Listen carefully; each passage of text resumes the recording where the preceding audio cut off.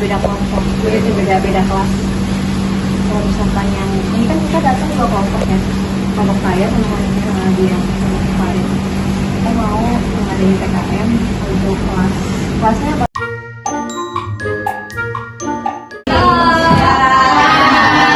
Sebelum masuk ke materi, aku mau tanya kalian pasti punya TikTok kan? Punya.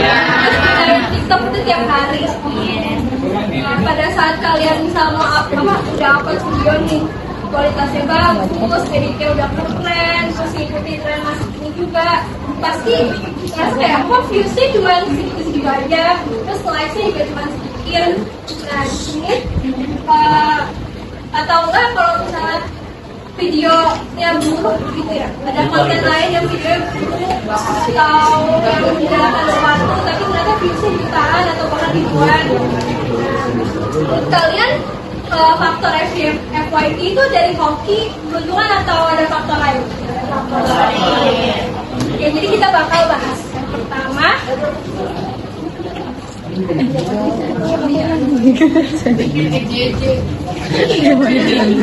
Nah, di sini kita bahas yang mitos dulu, FYP itu cuma hoki atau keuntungan. Jadi sebenarnya banyak orang yang ngira kalau masuk FYP itu kebetulan kan, kalian juga pasti mikirnya kayak gitu. Nah, padahal sebenarnya ada pola dan datanya nih. Jadi kalau untuk FYP cuma hoki itu bikin susah bikin videonya susah, editing jam-jam tapi viewsnya mentok. Terus berharap pada algoritma yang berpihak sama kita. Nah, di sini pastinya sebagian kreator menganggap bahwa video hanya pada faktor keuntungan. Sedangkan kalau untuk faktanya, FYP adalah pola data. Jadi melalui bisnis intelligence ini dan Power BI, data performa konten TikTok dapat diolah menjadi informasi dan membantu mengidentifikasi pola konten yang lebih berpotensi mendapatkan engagement atau FYP.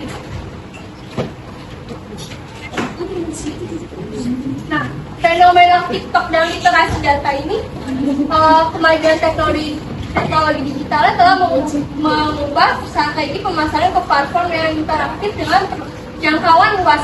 Jadi pastinya TikTok itu menjadi media promosi kita kan, atau hiburan. Kita bisa jualan di situ, kita bisa buat pembelajaran juga lewat video TikTok. Dan TikTok menjadi strategis bagi individu ataupun organisasi untuk menyampaikan informasi.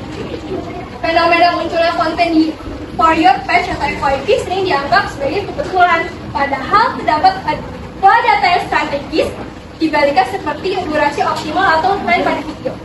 Di Microsoft Power BI, Power BI itu merupakan serangkaian layanan aplikasi dan penghubung perangkat lunak yang bersinergi untuk mengubah sumber data yang terpisah menjadi informasi yang tersusun dengan baik, menarik secara visual dan interaktif. Data yang digunakan itu bisa berupa spreadsheet, Excel, atau kumpulan data dari gudang yang bersifat hibrida, baik di cloud maupun lokal. Terus di sini ada struktur data Kaggle. Yang pertama itu ada sumber data, platformnya Kaggle, terus dataset, TikTok video performance dataset. Selanjutnya ada target analisis, menumbuhkan korelasi rahasia antara kategori, durasi, views, dan likes.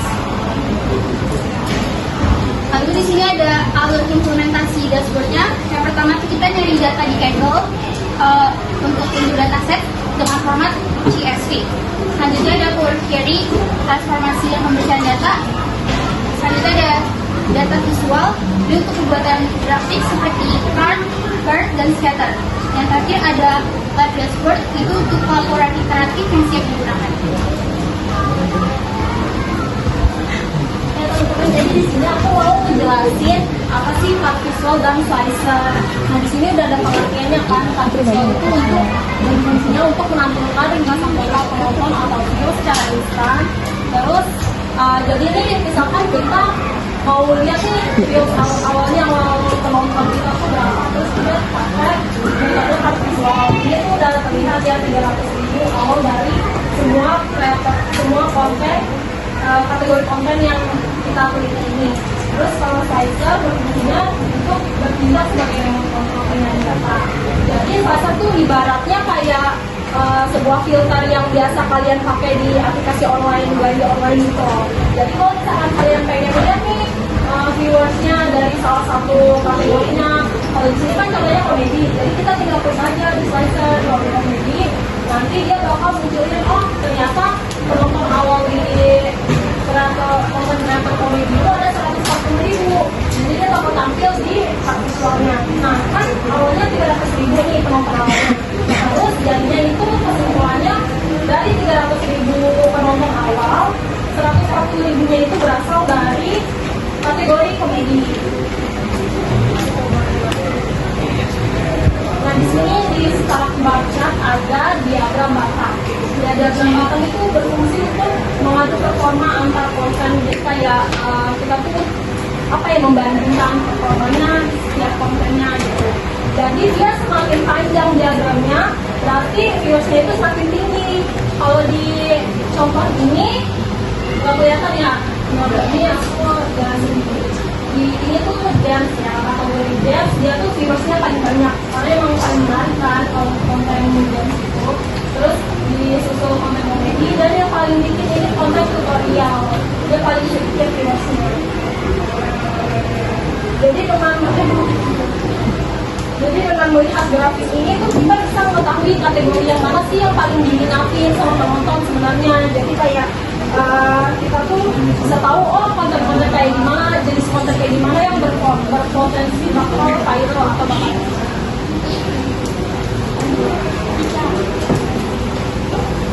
Ini tahu nggak ini diagram apa? Ini namanya diagram titik atau yang biasa disebut scatter plot. Jadi scatter plot ini berfungsi untuk menguji korelasi durasi video secara visualnya dan memetakan setiap video untuk menemukan sweet spot durasi yang menghasilkan likes tertinggi. Jadi dia tuh untuk menunjukkan kalau ini tuh sebenarnya ada garisnya guys. Ini namanya garis horizontal. Dia berfungsi untuk menunjukkan durasi video konten TikTok kalian, misalkan ada 50 detik sampai 250 detik atau sekitar 4 menit. Kalau garis vertikal yang ke atas ini fungsinya untuk menunjukkan jumlah likes-nya. Nah, kalau titik ini tuh ini konten-konten video kita, jadi gambarnya pakai titik. Terus ini garis ungunya apa kak? Ini garis ungu namanya trend line atau garis trend. Jadi dia bisa dilihat ya, dia tuh cenderung naik, yang berarti setiap konten kita tuh ada kecenderungan kalau videonya lebih panjang biasanya likes-nya lebih banyak. Tapi itu cuma salah satu faktor, jadi bukan hubungan yang mutlak gitu ya. Jadi nggak cuma karena video kita panjang nih jadi kita bakal FYP, itu nggak, cuma salah satu faktor aja karena kita punya banyak faktor untuk FYP kita.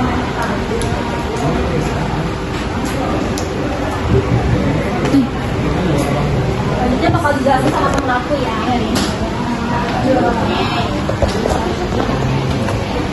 Nah, jadi ini hasil analisis kita ya. Tadi kan sebelumnya udah dijelasin ya landasan teorinya apa, terus yang jenis-jenis scatter plot, ini slicer, itu udah jelasin sama kayak kita.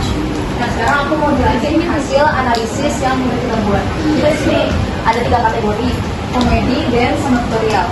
Nah, di hasil analisis yang pertama, kategori komedi, itu ngejelasin nampilin kalau misalkan di komedi itu total views itu ada 120.000 views atau 120.000 orang yang nonton konten komedi tersebut. Ini scatter batangnya. Terus kalau ini dia itu ada di 40.100 likes. Jadi durasinya itu 60 detik atau 1 menit.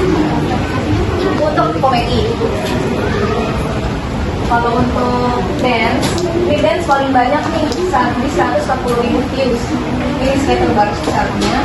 Kalau ini tuh dia ada di sekitar 6 sampai 7.000 likes, dan ini sama di 60 detik sampai 1 menit atau 1 menit untuk durasi videonya.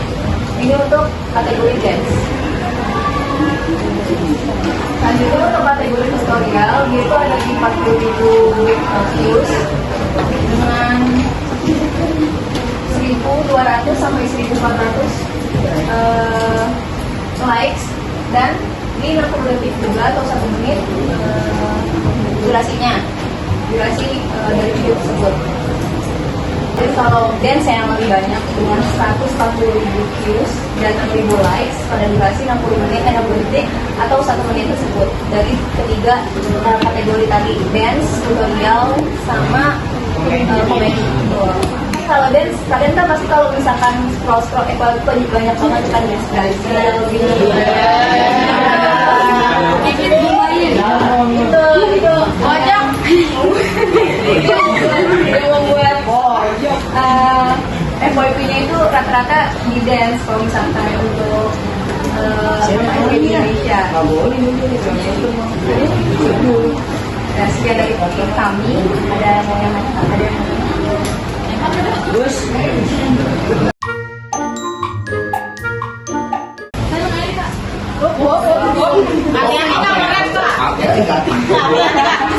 dia tidur tapi langsung aja. Itu tuh kan kadang kan kalau misalkan video itu kan kayak ada apa ya, informasi tuh kan kita tuh bikin video misalkan itu tuh kayak penawaran promosi video gitu loh, ya kan, tapi itu kan harus bayar kan. Misalkan aku beli viewers gitu ya, terus kayak yang like banyak nih otomatis kan biasanya kan kalau misalkan FYP terus menghasilkan uang kan katanya, berarti itu tuh termasuk balik modal atau enggak? Karena kan kita habis beli viewers terus kayak banyak yang like kan, terus kayak otomatis kayak beribu-ribu like lah ibaratnya karena FYP kan. Itu tuh maksud aku bakal balik modal atau enggak? Atau kayak ya udah kayak biasa aja like yang banyak doang gitu. kalau misalkan itu tergantung, kan kalau misalkan bayar viewers kan ada harga-harganya ya. Misalkan kayak viewers berapa, ini viewers berapa gitu-gitu. Nah, kalau misalkan itu tergantung viewers yang kamu dapetin, likes yang kamu dapetin gitu kan. Kalau misalkan itu udah maksudnya melebihi dari awal pemasarannya, misal kamu bayar 20.000 untuk 1.000 likes dan 10.000 viewers misal. Kalau misalkan kamu dapat lebih dari itu termasuk balik modal. Kalau misalkan kurang dari itu, ini sama aja rugi di kamu. Jadi saran aku, beli viewers sama like boleh, cuman dilihatin lagi algoritmanya. Soalnya kan TikTok punya algoritma ya, yang nggak cuma asal posting terus berharap pengen FYP gue ya, padahal nggak bisa gitu, nggak bisa begitu aja. Itu ada fiturnya. Kalau kata aku, dilihatin lagi perhitungannya, sama dilihatin lagi kayak bisa nggak ya ini konten kita tuh berpotensi viral gitu. Kalau misalkan di caption itu kita nerangin tentang hashtag itu tuh beneran nyata gak sih? Kayak misalkan viral 2026 terus kayak FYP itu tuh beneran nyata gak sih kayak ke HP orang-orang gitu? Nah kalau itu algoritmanya lagi balik lagi ke ya, soalnya ada beberapa kan kalau misalkan konten tutorial yang kayak science itu kan juga banyak kan yang kayak pakai tagar, pakai hashtag FYP atau gitu-gitu, cuman tetap aja nggak FYP. Itu tergantung balik lagi ke algoritma. Sebenarnya algoritma TikTok jujur susah banget buat dijebol, cuman ya pinter-pinter aja kita nggak jujur. Kasih lah. Iya. Dengerin ya. Apa tujuan analisis hubungan durasi video dengan jumlah likes pada dataset TikTok?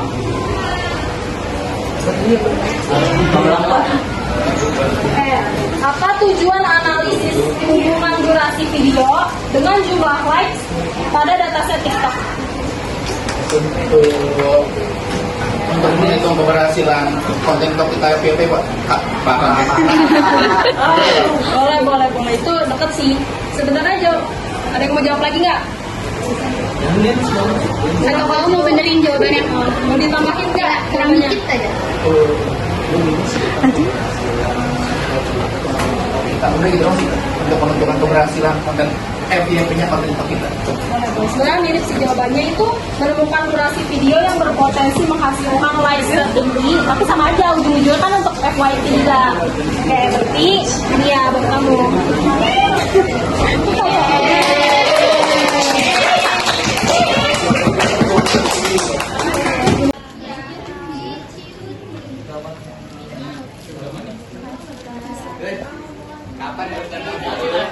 Tiga. Kuah satu. Yes, we ready to shine.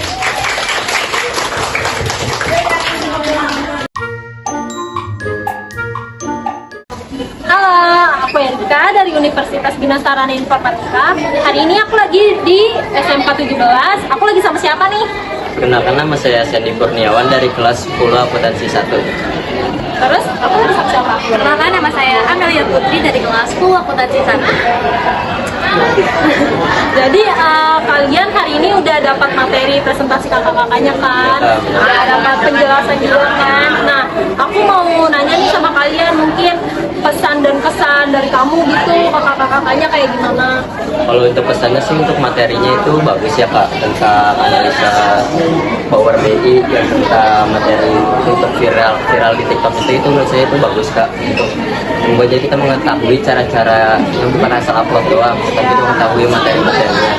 Nah, untuk kedepannya itu sih untuk materi itu udah bagus ya Kak. Mungkin ditingkatin lagi kali ya Kak untuk ngasih materi-materinya. Itu sudah seperti itu sih. Kasih, Cindy. Nah, aku juga mau minta mungkin saran untuk kakak-kakaknya ke depannya cara-cara presentasi yang bagus, yang benar itu gimana sih? Aku berarti kita bisa ya. Jadi, dari aku kayak bisa kasih yang kakak-kakaknya presentasiin satu slide itu mungkin jadi satu orang itu bisa lebih agak lama gitu loh untuk presentasiin, jadi biar nggak cepet banget. Terus kan kita juga kayak anak sekolah ya, bukan kayak kakak kampus, anak sekolah, jadi bahasanya kasih juga, bukan biar kayak sumuran aja gitu. Terus kalau misalkan saran dari aku kan otomatis kan kakak-kakaknya kan kayak banyak kan, bukan cuma dua, kayak bisa ngasih informasi ke sekolah-sekolah lain gitu loh. Tapi yang lebih asik aja lah ya, kayak kita lagi ngobrol ke teman gitu ya. Iya. Oke. Mungkin dari aku sama Sandy sama Amel segitu aja sih. Oke. Bye.